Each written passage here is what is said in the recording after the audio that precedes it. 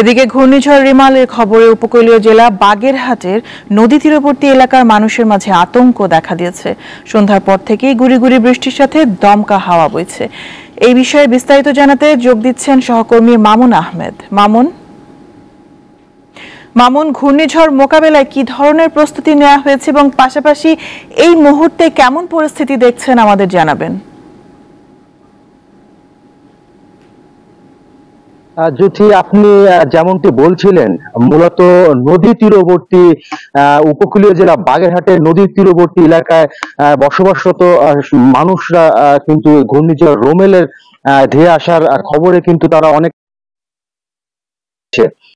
এছাড়া স্বাভাবিকের চেয়ে জোয়ারের পানি 2 থেকে 3 ফুট বৃদ্ধি পেয়েছে। পাশাপাশি ব্যাপক প্রস্তুতি গ্রহণ করেছে বাগেরহাট জেলা প্রশাসন। ইতিমধ্যে 359টি সাইক্লোন শেল্টার প্রস্তুত রাখা হয়েছে, বরাদ্দ দেওয়া হয়েছে 643 মেট্রিক টন চাল এবং 5,50,000 নগদ টাকা বরাদ্দ দেওয়া হয়েছে। এছাড়া 88টি মেডিকেল টিম প্রস্তুত রয়েছে 3,505 জন স্বেচ্ছাসেবক, যার মধ্যে সিপিপি এবং রেড কিচেন সহ বিভিন্ন স্বেচ্ছাসেবক সংগঠন রয়েছে। এছাড়া আমার কথা হয়েছিল জেলা প্রশাসক মোহাম্মদ খালিদ হাসান মহোদয়ের সাথে। তিনি আমাকে যেমনটি বলেছেন, মূলত আজকে দুপুর 12টার পর কিছুটা বৃষ্টিপাত হয়েছে, 15 মিনিটের মতন ভারী বৃষ্টিপাত।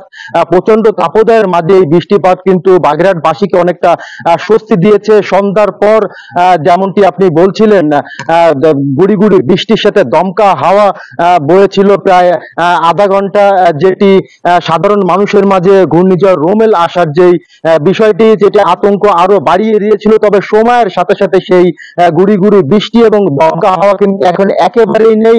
এই মুহূর্তে যদি আমি বলি, তবে বাগেরহাটের আবহাওয়া একেবারেই শান্ত রয়েছে। তবে জেলা প্রশাসনের পক্ষ থেকে যে প্রস্তুতির বিষয়গুলো রয়েছে, তারা কিন্তু পর্যবেক্ষণ করছেন সার্বক্ষণিক ঘূর্ণিঝড় রোমেলের গতিবিধি।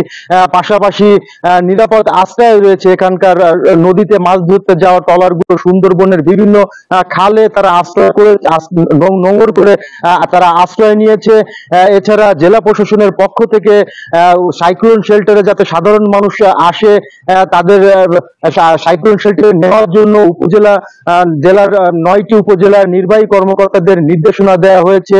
এছাড়া উপকূলীয় জেলা বাগেরহাটে বিস্তীর্ণ এলাকা জুড়ে বেড়িবাঁধ রয়েছে। পানি উন্নয়ন বোর্ডের সকল কর্মকর্তাদের ছুটি বাতিল করা হয়েছে।